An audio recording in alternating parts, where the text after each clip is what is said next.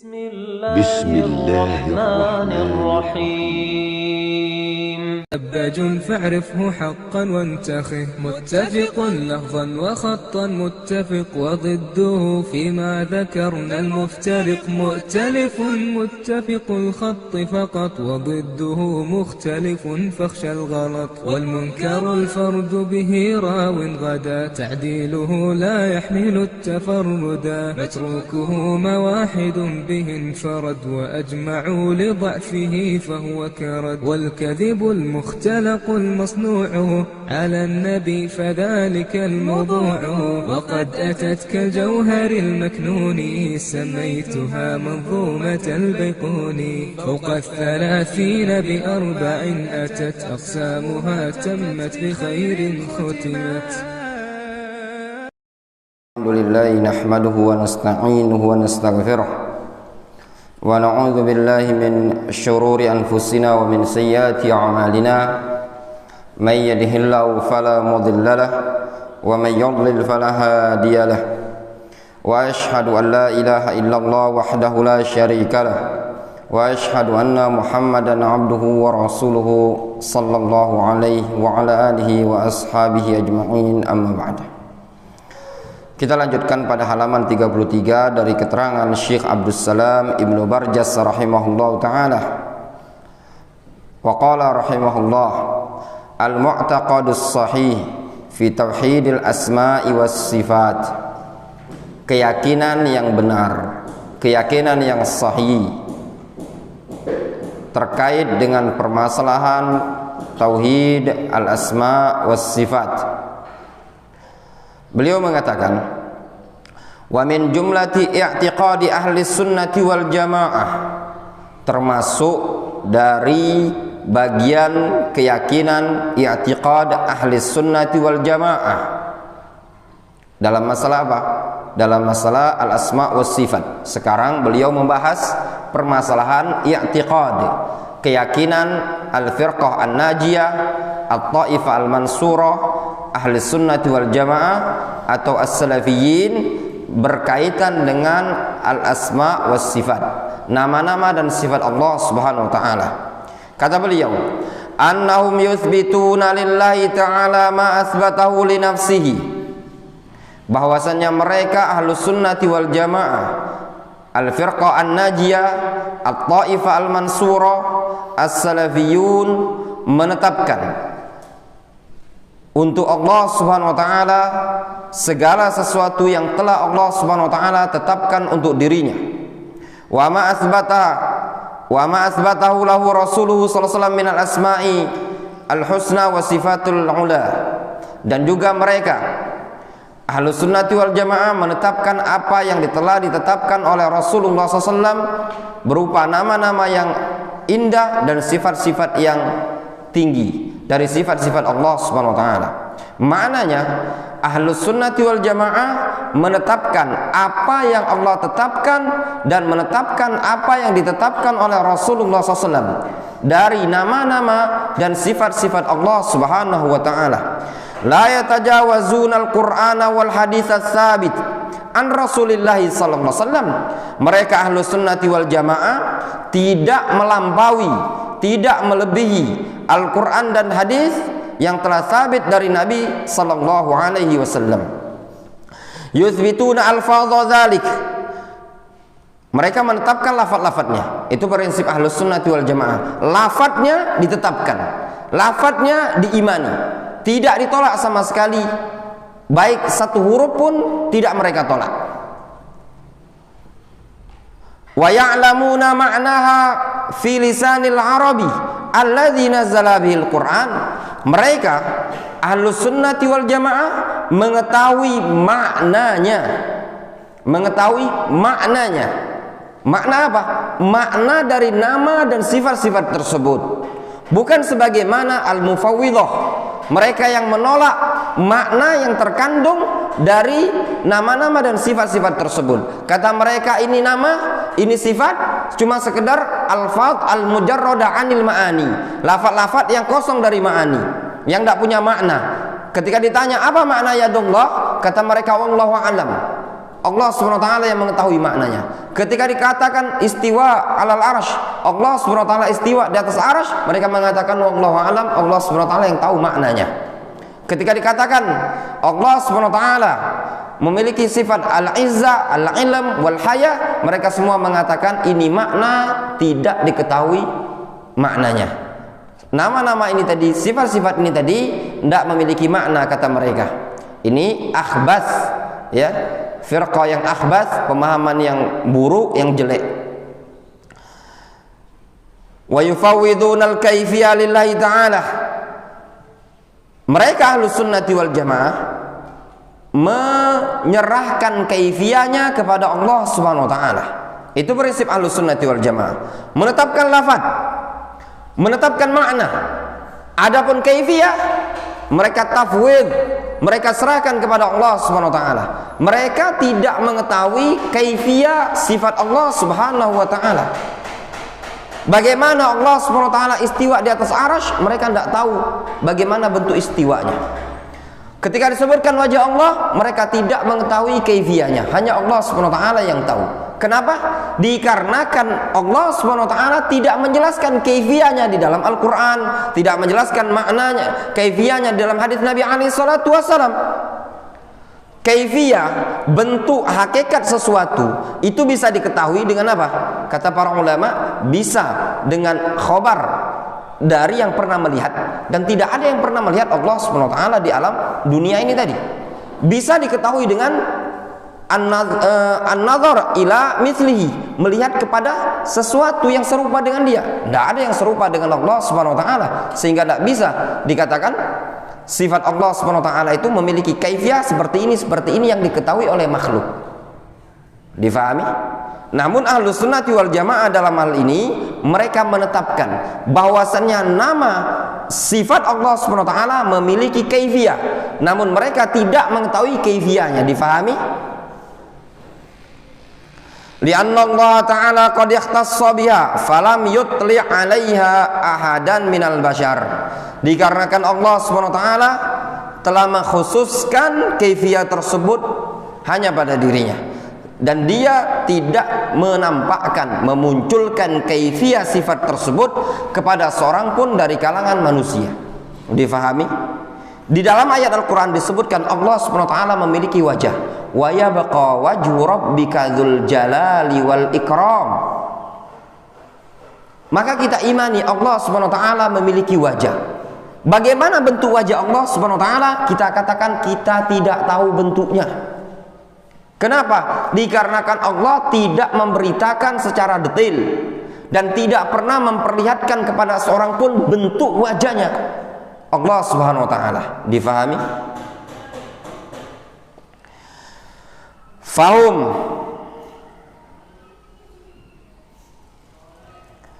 yantaliquna fi hadzal bab al-khatir min ususin syar'iyyatin thabitah man lazimaha salimah minal inhiraf. Mereka Ahlus Sunnati wal Jamaah yantaliqun, berangkat, bertolak, ya, pada bab yang berbahaya ini dari prinsip fondasi syar'i yang sabit. Maknanya apa? Mereka Ahlus Sunnati wal Jamaah muncul, ya, menanamkan prinsip, keluar prinsip mereka dari prinsip yang sangat berbahaya kalau salah, berdasarkan usus syar'iyah, pondasi-pondasi yang syar'i yang sabitah. Man lazimaha, siapa yang melazimi, ya, pada prinsip-prinsip yang syar'i, salima minal inhiraf, konsekuensinya dia akan selamat dari penyimpangan. Wasfullahi ta'ala bisifatil warida fil Qur'anil wal hadith, pensifatan Allah Subhanahu wa taala dengan sifat yang datang di dalam Al-Qur'an dan hadis. Awwalu dzalik, yang pertama kali disebutkan isbatu ma asbatahu Allahu li nafsihi, atau asbataha lahu rasuluhu sallallahu alaihi wasallam duna ziyadatin aw nuqsanin. Prinsip yang pertama, ya, di dalam mensifati Allah Subhanahu wa taala di dalam Al-Qur'an dan hadis, yaitu kita menetapkan bagi Allah Subhanahu wa taala apa yang Dia tetapkan untuk dirinya, dan menetapkan bagi Allah apa yang ditetapkan oleh Rasulullah SAW duna ziyadatin au nuqsan, dengan tanpa ditambah-tambahi atau dikurang-kurangi. Itu prinsip Ahlus Sunnati wal Jamaah. La ziyadah wala nuqsan, tidak ditambahi, tidak dikurangi. Itu prinsip Ahlus Sunnati wal Jamaah. Bahkan mereka satu huruf pun tidak mereka tambah-tambahi. Ketika Allah Subhanahu wa taala mengatakan Ar-Rahman 'alal 'arsy istawa, mereka tetapkan sesuai dengan lafaz dan makna yang ada. Mereka mengatakan istawa. Mereka menetapkan istawa, istiwa. Tidak sebagaimana yang dilakukan oleh Jahmiyah atau orang-orang yang menyimpang sepemahaman dengan mereka yang mengatakan istawa, mereka tambah dengan huruf istaula dan yang lainnya.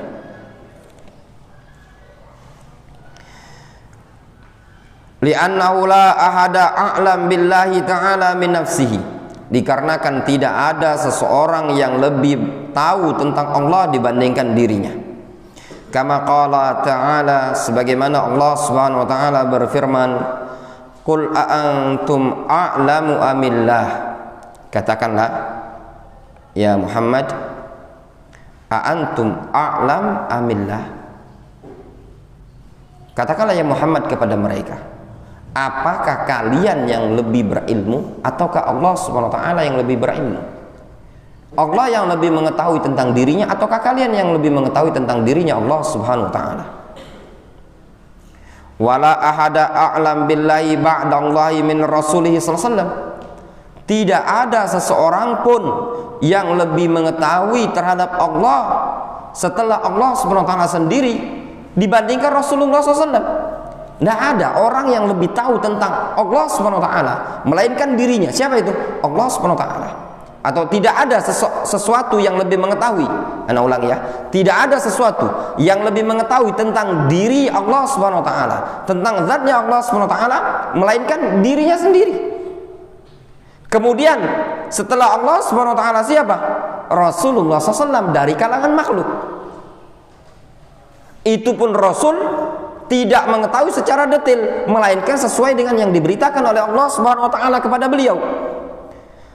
Qala ta'ala, wa ma yantiqu 'anil hawa in huwa illa wahyun yuha. Dia Muhammad tidaklah berucap dari hawa nafsu, melainkan dari wahyu yang diwahyukan kepada beliau. Allahu jalla jalaluhu la yushbihul makhluqat.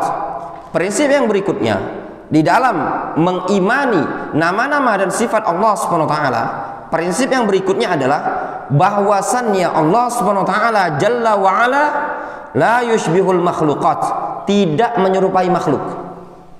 Setelah antum tetapkan nama-nama dan sifat tadi ala ma yaliqu bi jalalillahi subhanahu wa ta'ala, antum tanamkan prinsip bahwasannya sifat Allah Subhanahu wa taala tidak menyerupai sifat makhluk biwajhin minal wujuh, dari segala sisi. Kemudian di sini disebutkan as-sani, prinsip yang kedua, tanzihullah ta'ala an musyabahatil makhluqat fi sifatihi, membersihkan Allah Subhanahu wa taala, mensucikan Allah Subhanahu wa taala dari penyerupaan terhadap makhluk pada sifat-sifatnya. Qala ta'ala, Allah Subhanahu wa taala berfirman, laisa kamitslihi syai'un wa huwas samiul basir. Tidak ada sesuatu yang serupa dengan Allah Subhanahu wa taala, dialah Allah as-sami' al-basir. Wa qala ta'ala, wa lam yakul lahu kufuwan ahad. Allah Subhanahu wa taala berfirman, wa lam yakul lahu kufuwan ahad. Ya. Jelas ya? Laisa kamitslihi syai'un wa huwas samiul basir.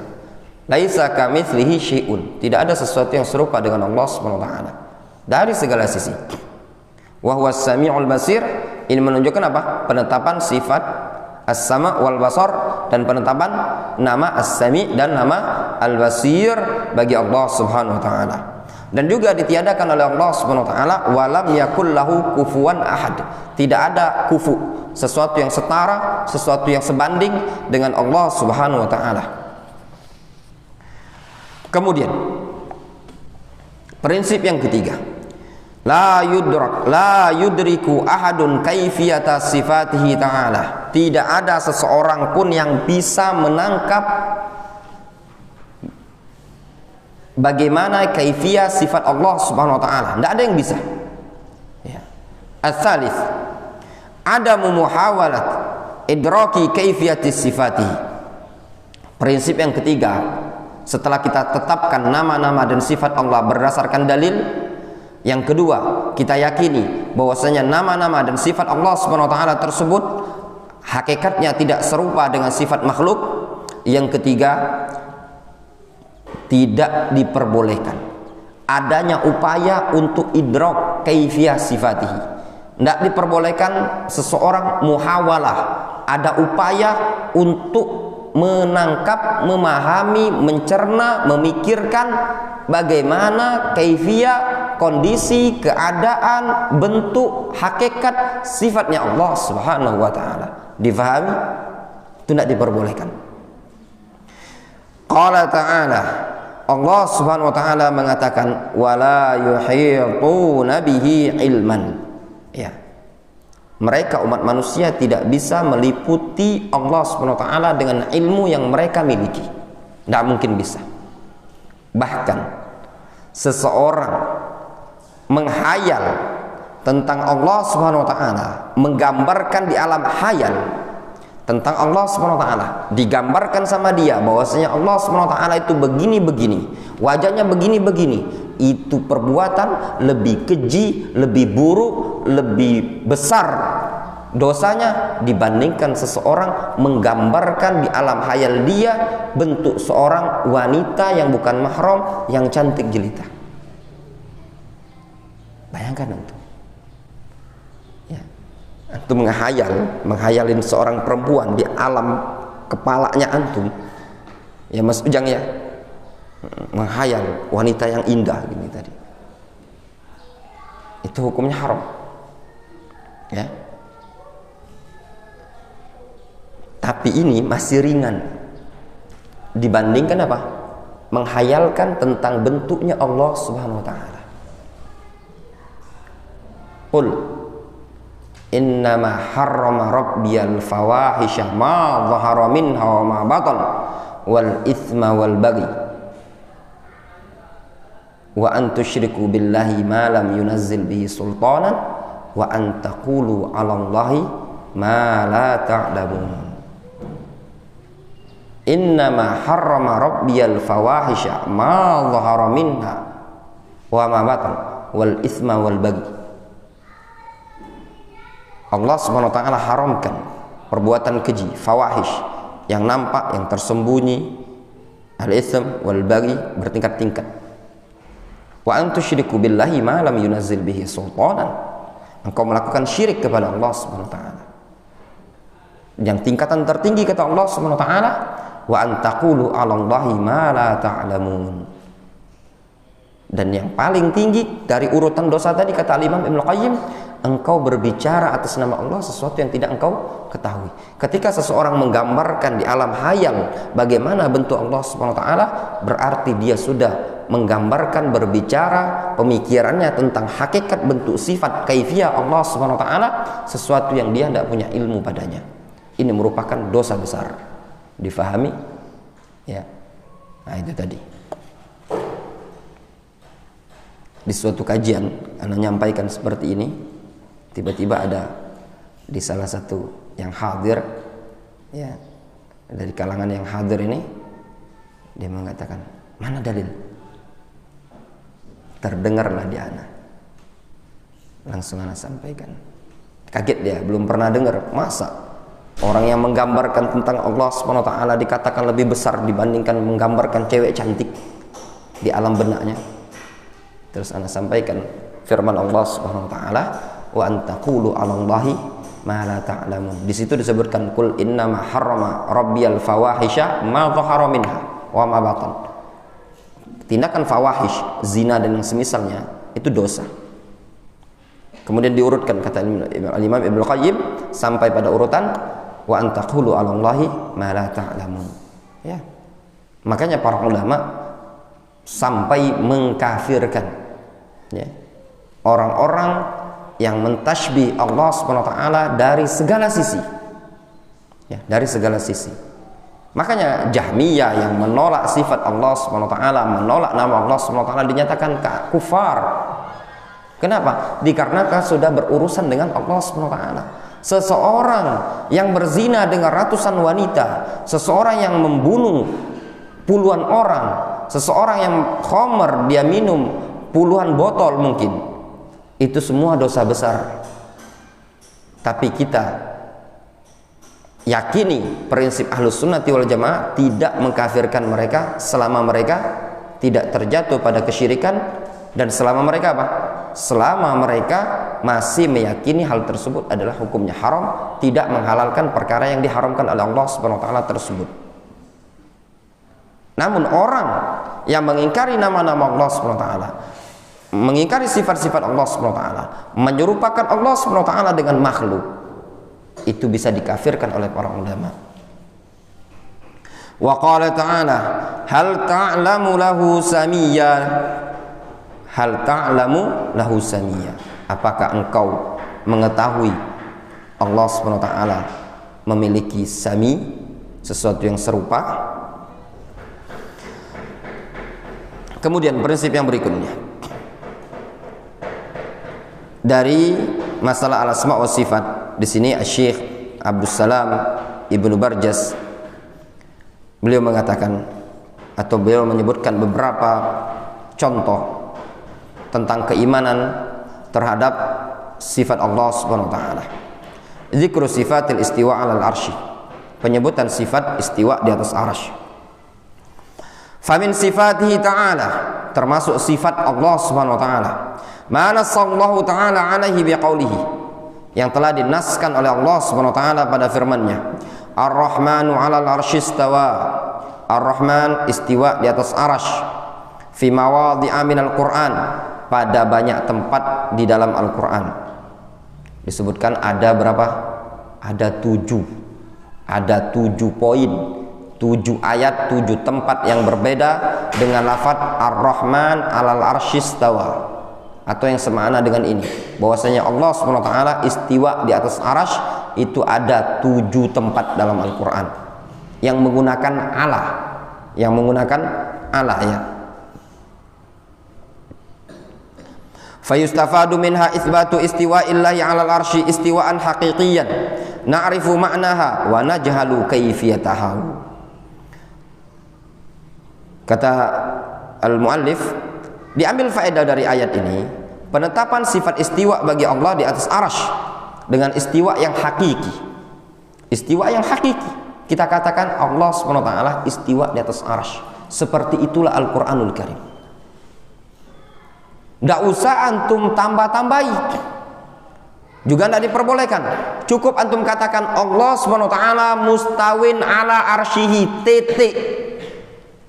Tidak usah antum tambah-tambahi annallaha mustawin ala arsyihi bila mumasah. Ini juga nanti menyimpang pula gara-gara ini tadi. Ya, cukup innallaha mustawin ala arsyihi. Tidak usah ditambah-tambahi bila mumasah. Ya, Anda ingatkan baik-baik. Apabila antum dapati ada yang mengatakan Allah Subhanahu wa taala istiwa di atas arsy dengan tambahan lafaz bila mumasah, bukan dalam rangka rudud terhadap ahlul ahwa'i wal bid'ah, namun dalam rangka takrir sifatul istiwa, maka poin yang seperti ini poin yang menyimpang. Yang dikritikkan oleh Syekh Rabi' Ibnu Hadi Al-Madkhali kepada salah seorang yang dikatakan seorang syekh dari negeri Yaman dengan memberikan tambahan annallaha mustawin 'ala arsyihi bila mumasah. Lafaz bila mumasah itu tidak ada dikenal di kalangan salaf pada bab takrir, yang ada pada bab rudud ya, sebagaimana juga disebutkan oleh Syekh Bakar Abi Zaid, disebutkan oleh Syekh Bakar Abu Zaid dalam buku beliau Mu'jamul Manahi Al-Lafziyah, ya.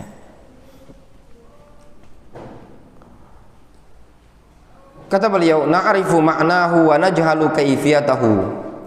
Kita ketahui maknanya, namun kita tidak tahu terhadap kaifiyahnya. Maknanya kita tahu. Istiwa, apa makna istiwa? Ala, wartafa'a, wasa'ida, wastaqarrah.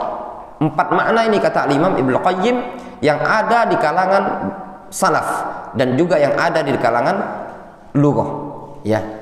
Istiwa bermakna ala, wartafa'a, wastaqarra, wasa'ida. 4 makna yang ada, ya.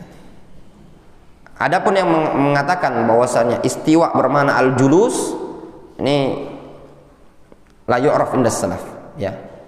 La yu'raf. Wallahu alam, ada buku anda lihat baru dikeluar atau dicetak sekarang ini, cuman anda beli. Judulnya kalau tidak salah Tafsirul Istiwa bil Julus. Tafsir istiwa dengan julus. Wallahu alam. Anda tidak tahu isinya apa. Apakah dia menguraikan bantahan untuk orang yang mengatakan tafsir istiwa bil julus? Ya mungkin kalau Allah Subhanahu wa taala kita ada rezeki mungkin nanti kita beli, ya. Apa sih yang dimaksudkan dengan istiwa bil julus? Karena sebagian orang memang ada sebagaimana pernah Anda lihat di potongan video seperti Adi Hidayat, dia mengatakan bahwasanya istiwa itu maknanya julus, duduk di atas arasy. Wallahu alam. Namun perlu kita cek lagi, ya, apakah dikenal di kalangan salaf. Yang kita ketahui yang disebutkan di buku-buku kutubus salaf dan juga yang dinukilkan oleh Imam Ibnu Qayyim bahwasanya istiwa itu maknanya ala, wartafa'a, wastaqarra, wasaidah, ya. Yang ada di sebagian para ulama berkaitan dengan qasdut tam, berkaitan dengan firman Allah Subhanahu wa taala, "Tsummastawa ilas sama", kemudian naik ilas sama. Ilah di situ istiwa dimutaaddikan dengan ilah. Kata sebagian para ulama ahli tafsir, istiwa di situ maknanya al-qasdu at-tam, ya. Namun ini juga tidak dikenal di kalangan salaf melainkan pada ayat tersebut. Pada ayat tersebut, "Tsummastawa ilas sama", itu pun terjadi khilaf di kalangan para ulama. Ada yang memmaknakan ilah di situ bermakna Allah, sehingga tsummastawa ilas sama maknanya tsummastawa alas sama. Wallahu alam. Prinsip Ahlus Sunnah wal Jamaah adalah istiwa Allah Subhanahu wa taala maknanya tinggi di atas arasy, ya. Makna istiwa 'alal arsy fa ma'nahu al-'ulu wal irtifa' bidza ja'a lisanul arab. Makna istiwa adalah al-'ulu wal irtifa', ya, tinggi, ya. Itulah yang datang dalam lisan bahasa Arab. Wattafaqu 'ala hadzal ma'na Ahlus Sunnah wal Jamaah. Ini makna yang disepakati oleh Ahlus Sunnah wal Jamaah.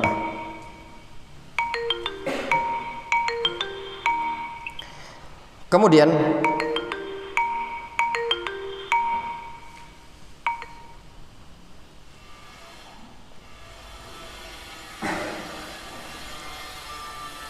adam kaifiyatil istiwa, ya.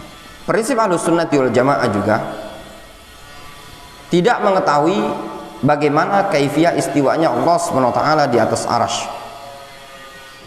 Amma kaifiyatu hadzal istiwa fala ya'lamuhu illallah wahdahu la syarikalah.